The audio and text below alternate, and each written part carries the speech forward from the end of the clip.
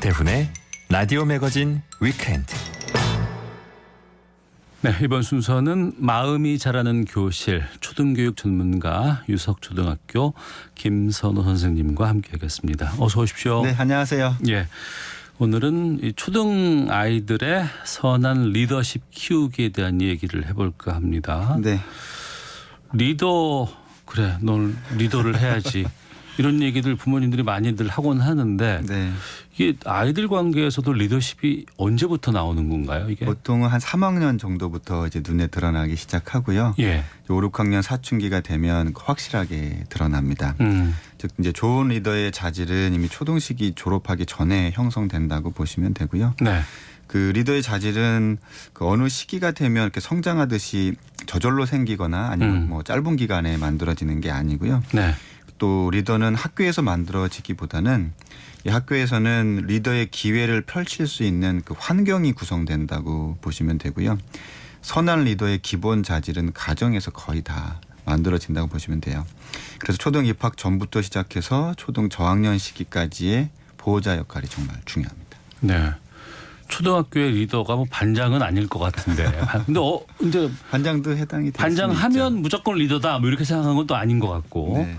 중요한 건 그 반장이 리더가 반드시 되는 건 아니지만 또 한편으로는 그냥 일반적인 생활을 교육 생활을 하더라도 학교 생활을 하더라도 저 친구는 좀 리더로서의 자질이 보인다라는 아이들이 있죠. 예, 있습니다. 예. 제가 오늘 특히 말씀드린 건 이제 선한 리더 역할을 하는 아이들을 말씀드리고 있는데 네. 한 학급을 30명 정도라고 가정을 하면 네. 평균 한 2명 정도가 보이고요.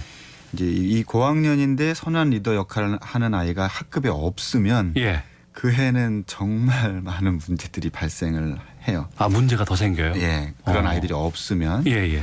한두 명이라도 있으면 다행인데 근데 이제 선한 리더 역할을 할 줄 아는 아이들이 한 3명 정도만 돼도 이제 또 그 학급은 반대로 정말 다른 아이들까지 또 1년 동안 많은 성장을 같이 이루어줍니다. 네. 교실 분위기도 정말 좋고요.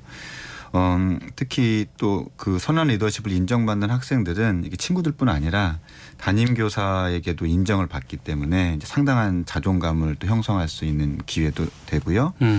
그래 초등 시기에 부모가 아닌 특히 교사에게 받는 인정은 자존감에 바로 영향을 줍니다. 그렇게 높아진 자존감을 바탕으로 또 더 높은 수준의 또 리더십을 보여주고요. 그래서 이제 그들의 어떤 중재와 조정을 통해서 다른 아이들도 또 계속 성장하고 선순환이 이루어지죠. 그럼 우리 아이가 다니는 그 반에 선한 리더 역할을 하는 친구들이 2명 정도 있으면 다들 좋아하겠다 생각이 드는데 네. 이 선한 리더라는 게 어떤 의미인가 싶기도 하고 이 역할이 어떤 거예요? 예, 초등 시기의 특징이 예. 자기 중심성이 강하다는 겁니다. 그렇겠죠. 자기 중심성이 높은 시기에 이제 강한 리더 모습을 보이는 아이들은 사실 리더가 아니라 자기 욕구를 충족시키려는 모습으로 다른 아이들을 이제 통제하게 돼 있어요. 강한 리더. 네. 예. 또는 이제 배제를 시키거나 예. 그 과정에서 결국 싸움이 일어나죠. 그래서 자기 주장이 강한 리더는 별 도움이 안 돼요. 안 되고. 그런데 선한 리더는 좀 다릅니다. 이 싸움이 일어날 수 있는 상황을 미리 막아줘요. 이제 어떻게 막냐면 감정을 잘 읽어요.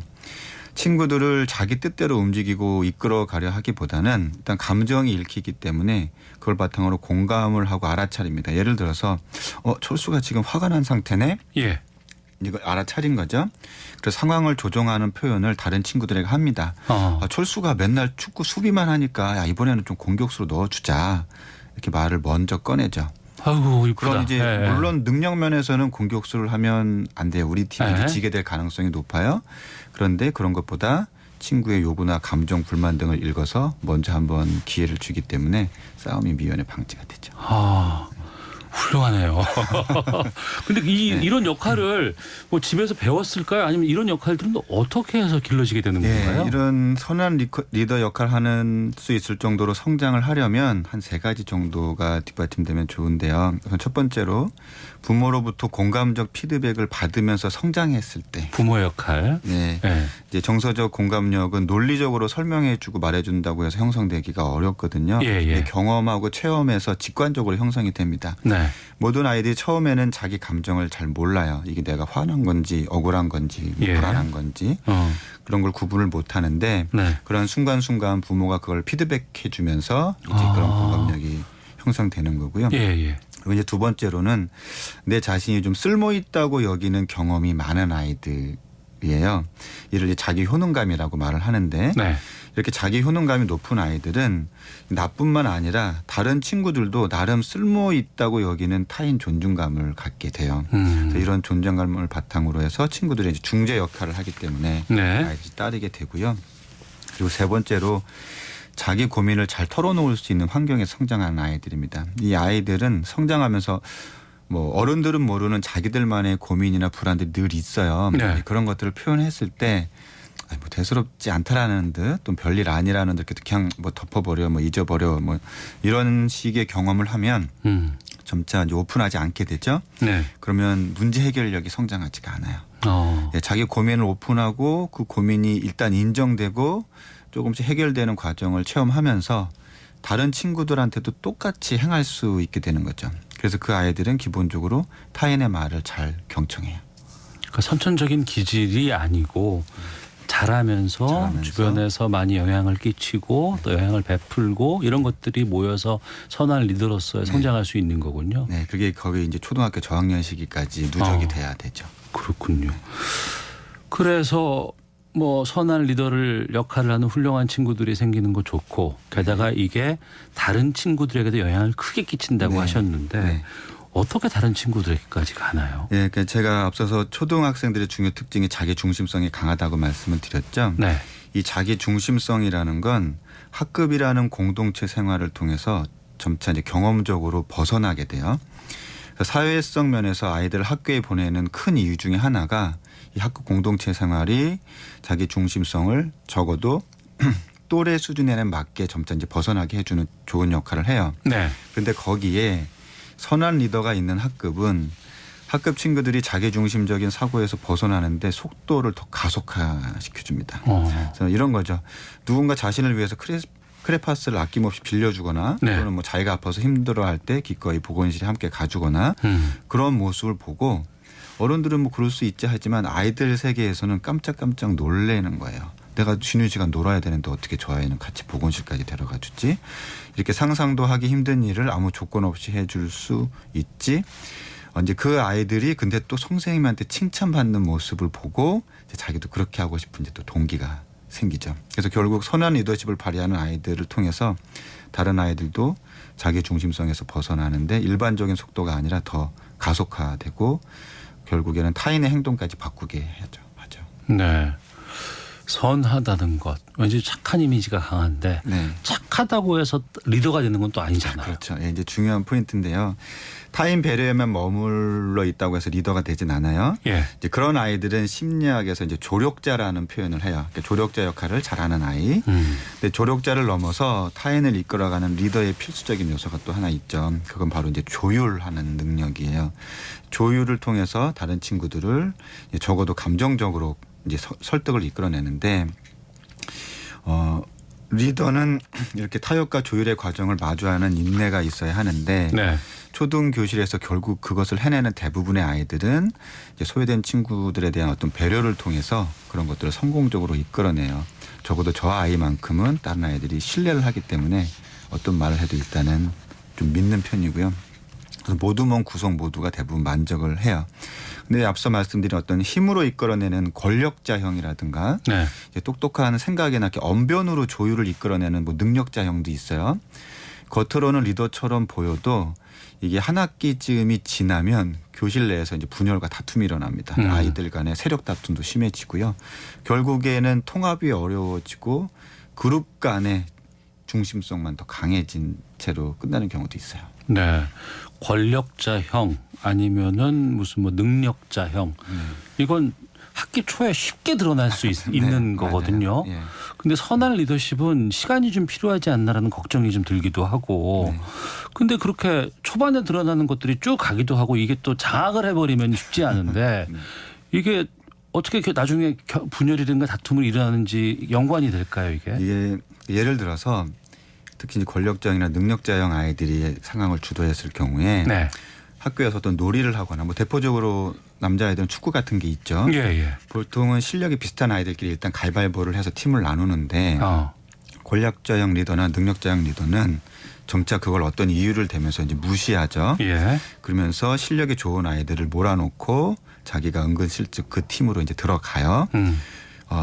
나중에 누가 불만을 표현해도 뭐 그냥 다른 이유를 대거나 결국에는 본색을 나중에 드러내죠. 맘에 안 들면 넌 빠져. 네. 그래도 아이들은 축구는 하고 싶으니까 별말 안 하고 또 수긍해서 들어갔죠.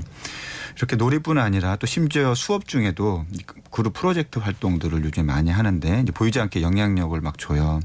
예를 들어 어떤 동영상을 만드는 프로젝트가 있다. 네. 그러면 거기서 이제 주요한 역할이나 좀 인기 있는 역할을 친하거나 몇몇 잘하는 친구들한테만 이제 배분을 하는 거죠. 그러면서 이유는 그렇게 해야 우리 모둠이 뭐 좋은 수행평가 점수를 받을 수 있다. 뭐 그런 이유죠. 그래서 그런가 보다 하고 다른 아이들이 따르지만 몇 번 그런 일이 반복되면 아이들도 이제 알아차리죠. 이건 좀 뭔가 불합리한데 그래서 이런 불만들이 노래까지 영향을 주고 누적이 되면 나중에 그룹들이 갈리고 그게 2학기쯤이 돼서 결국에 이제 큰 싸움으로 가죠. 네. 초등학교에서 네. 리더라고 했을 때 네. 그냥 멀리 보면 선한 리더십이 있는지 확인하는 건 상당히 중요한 부분이지만 네. 왠지 부모님들은 공부 잘하는 애랑 사귀자라고 하잖아요. 네, 그렇죠. 네. 이게 영향을 주진 않아요? 그 리더 중에 뭐 공부를 잘하는 아이도 있고 제가 말씀드린 선한 리더 중에 그렇지 않고 중간 정도인 경우도 있고 다 달라요. 그렇겠죠. 또 예. 선한 리더면서 축구를 잘하는 능력자도 있고 아닐 예, 수도 예. 있어요. 그래서 그런 것들이 필수 요소는 아니고요. 오히려 선한 리더의 필수 요소라고 하면 그들에게는 뭐 공부를 잘하든 못하든 축구를 잘하든 못하든 다 공통적으로 있는 게 뭐냐면 첫 번째로 정서적 공감력이었고요. 두 번째로는 문제 상황을 전체적으로 조망할 수 있는 상황 파악력 이 두 가지는 필수로 가지고 있었습니다. 네. 그런데 이 정서적 공감력과 상황 파악력이 또 둘 다 좋으려면 한 가지가 선행돼야 되는데 이게 다른 친구들의 말을 경청하는 자세예요. 그래서 대체적으로 학급에서 정말 선하다, 그냥 좋은 리더라는 말을 듣는 아이들은 말수가 실제적으로 많지 않아요. 네. 그리고 자기가 해야 될 말만 이제 하는 정도 대부분의 시간을 듣는 데습니다. 알겠습니다. 이제 한 달 후면은 새 학기가 되는데 네. 좀 우리 학교에 또 반에 선한 리더 역할을 하는 학생들이 좀 다 있었으면 좋겠고요. 특히 우리 반에 정말 많았으면 좋겠습니다. 그리고 그 선한 리더의 역할을 잘 이끌어 주실 또 잘 정착하게 해줄 수 있는 선생님의 역할이 참 중요할 것 그렇죠. 같아요. 네, 맞습니다. 그 부분까지 좀 많이 좀 연관이 돼서 이어졌으면 좋겠다는 생각이 들었습니다. 마음이 자라는 교실 유석초등학교 김선호 선생님과 함께했습니다. 고맙습니다. 네, 감사합니다. 동요 하나 듣고 계속 다른 코너로 가겠습니다. KBS 어린이 합창단이 부르는 연날리기 듣겠습니다.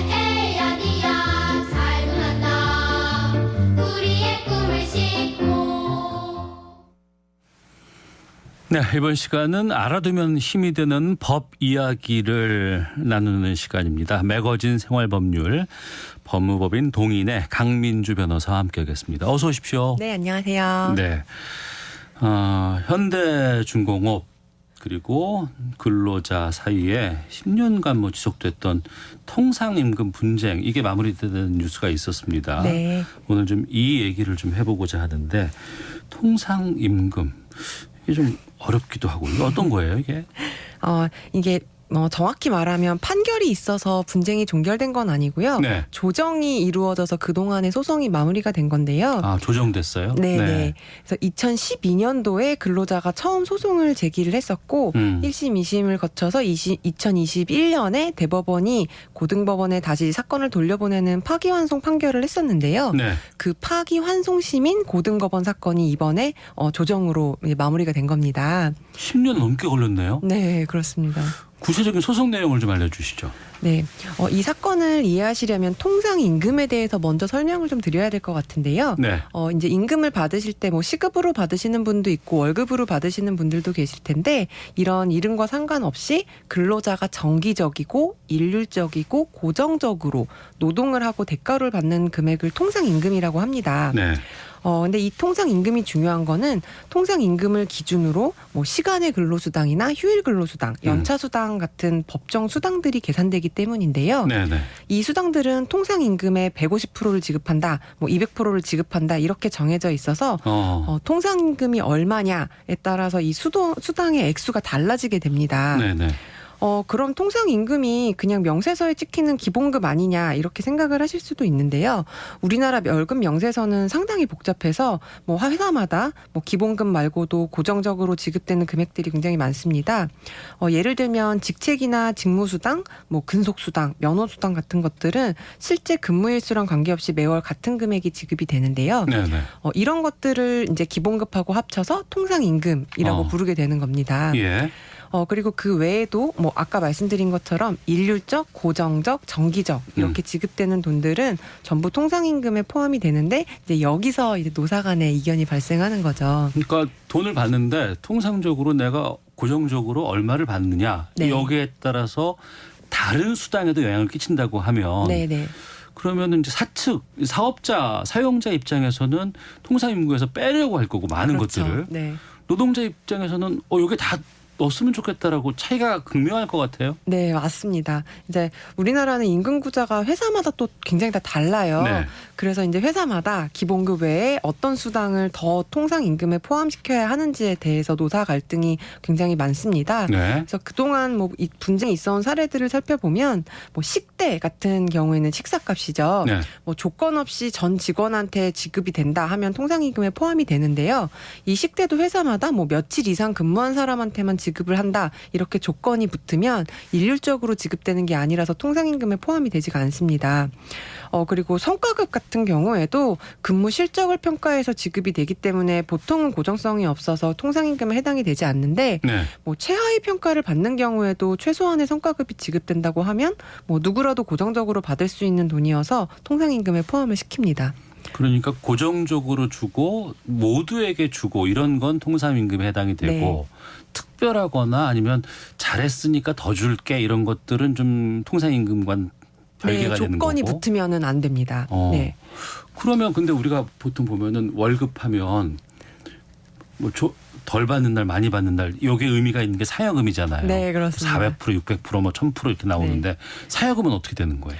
상여금에 대해서 특히 이제 분쟁이 심한데요. 네. 그 이유가 정기상여금 같은 경우에는 정기적으로 지급되는 것이어서 보통은 통상임금에 포함을 시킵니다. 네.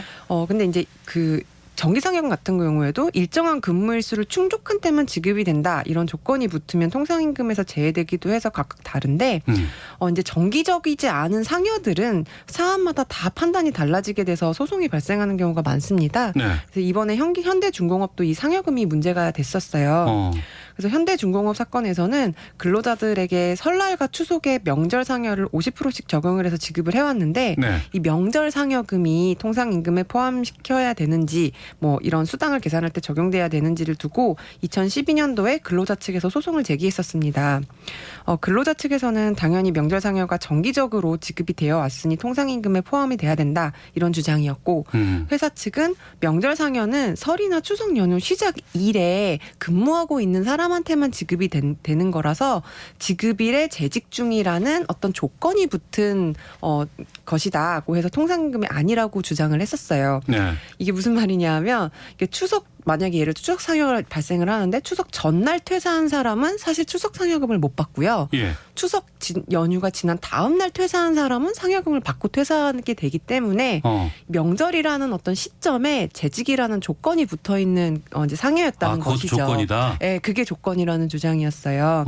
그래서 이게 정기적이고 고정적인 임금이 되려면 추석 전날 퇴사를 하는 사람한테도 추석 상여금을 주되 하루치를 빼고 이제 줘야 된다는 것이죠. 회사 입장은. 그래서 이게 굉장히 복잡한 다툼이 있었습니다. 그래서 이게 법원도 다 다르게 판단을 할 정도로 좀 다툼이 치열했었는데요. 예. 1심에서는 근로자의 주장을 받아들여도 이제 명절 상여도 이제 통상임금에 포함이 된다고 판단을 했었어요. 근데 이제 2심에서 고등법원 판단에서는 이제 회사 측의 입장을 받아들여서 연휴 시작일이라는 어떤 특정 시점에 재직 중인 근로자한테만 그동안 지급이 되었으니 이거는 좀 이제 근로자가 받을지 말지가 불확실하다는 이유가 있어서 통상임금에서 좀 제외를 했었습니다. 네. 그러다가 2021년도에 대법원에서는 다시 2심 판결을 뒤집으면서 명절 상여도 통상임금에 포함이 돼야 된다 이런 판단을 내리게 된 거예요. 이견이 상당히 많아서 노와 사간에 네네. 법원에다 맡겼는데 법원에서도 1심 다르고 2심 다르고 대법원 다르고 그만큼 치열하게 이게 그 논쟁이 많이 되고 다툼이 크다는 건데 네. 10년 넘게 또 된 거 아니에요? 그렇습니다. 결국엔 근데 조정으로 끝났다고 했잖아요.